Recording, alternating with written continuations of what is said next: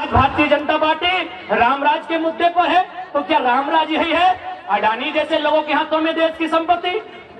अभी मार के पीट के मर्जी से नहीं, जाइए पता कीजिए गोड्डा का प्लांट, आदिवासियों को जबरन मार पीट के जमीन लिया गया और सारा बिजली बांग्लादेश को, कि हमार पानी हमार पसीना और बिजली जले तो शेख हसीना। कुछ दिन पहले बड़का गांव के कुछ साथी आए थे जयंत सिन्हा से मिलने के लिए। इन्होंने साफ साफ कहा कि जमीन तो आपको देनी होगी। जयंत सिन्हा ने साफ साफ कहा जमीन तो आपको देनी होगी। बताइए तुमको सांसद कहे बनाए हैं? बप्पो को सांसद बनाए, बेटों को सांसद बनाए, अब तुम बोल रहे हमारे बेटों को सांसद बनाओ। इसी दिन के लिए विकास का कोई विरोधी नहीं है। आज जितने लोग यहाँ बैठे हैं कोई विकास का विरोधी नहीं है, लेकिन विकास का एक मापदंड होना चाहिए, जमीन अधिग्रहण का एक मापदंड होना चाहिए, मुआवजा का एक मापदंड होना चाहिए।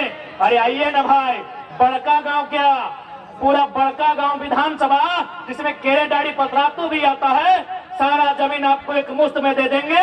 अब प्रति डिसमिल 1 लाख रुपया मुआवजा तो लगाइए। क्या गलत है भाई? क्या गलत है? आज ये सब बोलते सरकार की संपत्ति है। सरकार 1947 में बना है, भारत का गणतंत्र 1950 में बना है। ये जमीन चाहे बड़का गांव की रहे, बड़ी कोडरमा की रहे या धनबाद बोकारो की रहे, उनके बाप दादा नहीं करने से भी कम से कम 10 पीढ़ी से जोत खोल रहे हैं। कम से कम 10 पीढ़ी यानी एक पीढ़ी में 50 साल यानी 500 साल से, मुगलों के काल से, उसके आगे से, कहीं राजा राजवाड़ों के काल से ये जोत खोल रहे हैं। बताइए, आप एक झटके में कानून लेके आएंगे, हमारी सारी जमीनों को चट भर में अधिग्रहण करके चले जाएंगे। और किसके लिए? एक व्यक्ति के लिए। उस व्यक्ति का नाम है माननीय श्री 108 श्री गौतम अडानी। एक व्यक्ति के लिए? यही लोकतंत्र है? आज भारतीय जनता पार्टी रामराज के मुद्दे पर है, तो क्या रामराज यही है? अडानी जैसे लोगों के हाथों में देश की संपत्ति? अभी मार के पीट के मर्जी से नहीं, जाइए पता कीजिए गोड्डा का प्लांट, आदिवासियों को जबरन मार पीट के जमीन लिया गया और सारा बिजली बांग्लादेश को, कि हमार पानी हमार पसीना और बिजली जले तो शेख हसीना। अरे भाई, बिजली देना था तो बांग्लादेश की महारानी शेख हसीना को कहे। हमारे यहाँ शेख भाई बैठे हैं, उनकी खाला जाने शेख फातिमा, उनको बिजली देते, हमको कोई दिक्कत नहीं है। हमारे फरजान खान जी बैठे हैं, उनकी शेख फातिमा को बिजली देते, हमें कोई आपत्ति नहीं है। रिजवान जी भी पीछे बैठे हैं, इनकी खाला जान को देते हैं।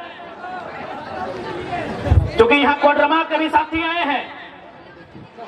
हाल ही फिलहाल एक भेल के पदाधिकारी 2 दिन पहले हमसे मिलने आए।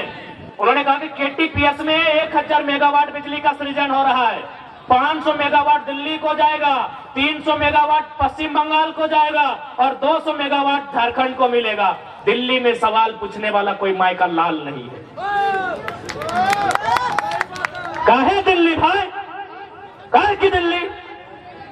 जमीन हमारी, जल हमारा, परिश्रम हमारा, श्रम हमारा, तो पहले हमें मिलना चाहिए, फिर दिल्ली को दीजिए, चाहे जिसको दीजिए, हमें आपत्ति नहीं है। 1000 मेगावाट में 500 मेगावाट झारखंड को मिलना था, लेकिन यह उल्टा होता है, दिल्ली को 500 मेगावाट मिलेगा। अरे हम तो आज तो केवल एक छोटी सी नौकरी के चलते देखते हैं कि बाहरी भीतरी हो रहा है। कभी बड़ा, अपने दिमाग को बड़ा उठाइए, बड़ी बड़ी चीजों को देखिए, आपको पता चलेगा कि कितना अन्याय इस मिट्टी में होता है। हमको अन्याय पता चलता है जब टीचर की बहाली चतरा में, गढ़वा में होती है, मैक्सिमम यूपी बिहार के आते हैं, तब हमें पता चलता है। घर जी, अच्छा बढ़िया से जियो। लेकिन हमें यह पता नहीं चलता है कि हमारी नदियों में, हमारे डैम में बिजली का उत्पादन होता है और सारा अन्य प्रदेशों में जाता है, अन्य देशों में जाता है और हमें ढिबरी जलाना नसीब होता है। चतरा में अभी जल हो? हाँ, तो चतरा तो केबीसी में हो। हमें ताज्जुब होता है कि चतरा मैक्सिमम वहां ग्रामीण वोटर हैं, हजारीबाग भी मैक्सिमम ग्रामीण वोटर है। अरे हजारीबाग में टाउन का वोटर कहां है? सदर में। बरही ग्रामीण, मांडू ग्रामीण, रामगढ़ ग्रामीण, बड़का गांव ग्रामीण, और 20-25 साल से इन लोग बाप बेटा कब्जा करके रखा है। कहीं ना कहीं लीडरशिप मर चुकी है झारखंड की, लीडरशिप मर चुकी है झारखंड की। इसलिए लीडरशिप तैयार कीजिए। अगर आप लीडरशिप तैयार नहीं करेंगे तो आज जो दुर्दशा है 20 साल बाद इसकी दुगनी होगी मेरे साथियों। इसलिए मैं आपसे आग्रह करूंगा, मैं आपसे निवेदन करूंगा, लीडरशिप बनाइए। आप लीडरशिप नहीं बनाते हैं, इसीलिए ब्लॉक में जाके झारखंडी लोग चमचागिरी करते हैं।